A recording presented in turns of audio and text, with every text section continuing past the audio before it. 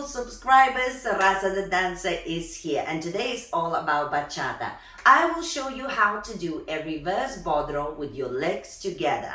Now this particular move, I can see a lot of followers, leaders as well, but mostly followers struggling in classes and the dance floor. So hopefully I can break it down, I can explain it a little bit better so you would know how to practice and get yourself a bit more comfortable with this kind of reverse bodro.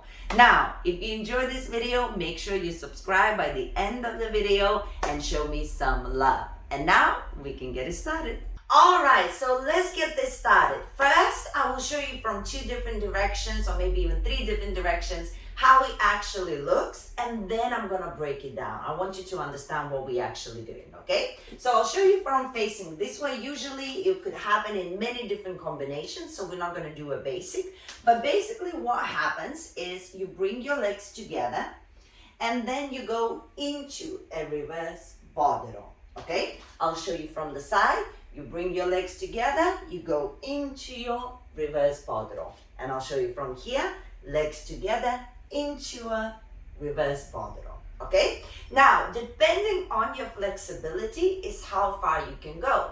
Maybe your back is much more flexible than mine, so then when you go, you can actually have a bigger rotation as well. If you're less flexible, it will be a smaller one, but it still works no matter what your flexibility is. So now let's break it down. First, the most important thing to remember that when your legs are together, the reverse bodro happens from your knees bent. So usually whether on your right or on your left, we take a step and we go down. You will feel that in the leading position as well, or in the following, you will feel gravity pushing down on your frame. This is how you know you need to bend your knees. So once the knees are bent, you have to make sure they don't bend so much that you end up leaning forward, right? There is a point in when your knees bend where it's uncomfortable. We want to bend the knees just enough that your heels are still on the floor and you're managing to sustain your posture, okay? So that's an important bit. So now, once your knees are bent, you start only with your lower part. Your upper body is not moving, and we're pushing our knees forward. Once the knees going forward, you will feel like your body needs to tilt a little bit back.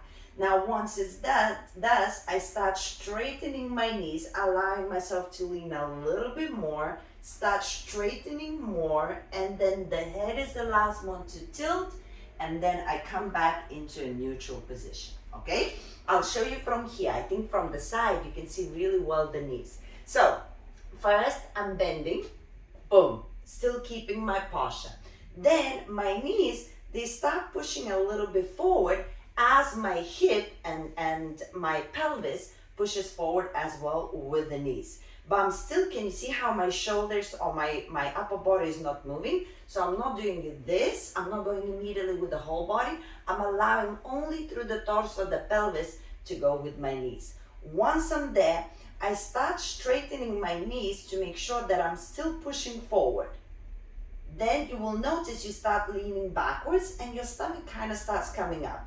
Then I go a little bit higher with my knees and I still push forward. And then you will feel like you're uncomfortable and you need to relax your shoulders. And that's why we relax our head. When we're completing our straightening of the knees, I bring my shoulders back and my head back and making sure I'm nice and straight, okay? Now the most important thing, you see how slow I'm doing it here? That's the important bit. Usually when you do it fast, you think you're doing it, but you're not actually feeling where exactly your body is. So you have to practice it super slow. First the knees, then the push forward, only the pelvis, focus on not tilting yet. Start pushing a little bit higher part, stomach, and straightening your knees. Feel the tilt, relax your shoulders, and as you're coming up, the head is the last one to come as well. Yes? Now, it requires strength. At no point whatsoever, when I'm bending, I'm actually pushing myself back. What I'm actually doing is pulling myself up. So once I feel the lean, I start pulling this part of my body, and then the rest of my body, it comes up. I don't go bend and then try to climb over. It's really difficult. So I'm using my torso and I'm pulling everything up, okay? So I'll show you that one more time a little bit faster. 5, 6, 7, and 1, 2, 3, and 4.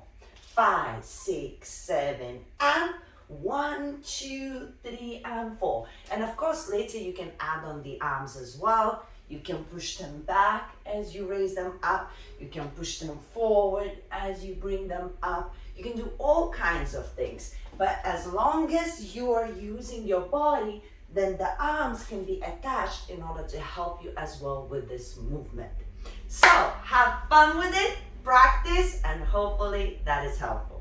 Thank you so much for watching, guys, and make sure you check out these other body roll and reverse body roll videos and keep on learning and getting better at your bachata skills. If you want to learn from me directly, you can do that. I have a lot of online workshops. I do a lot of privates. You just need to visit my website, dancewithrasa.com. And now, use the comments if there's something that I still haven't explained and you really want to learn, and I'll make sure I look after you.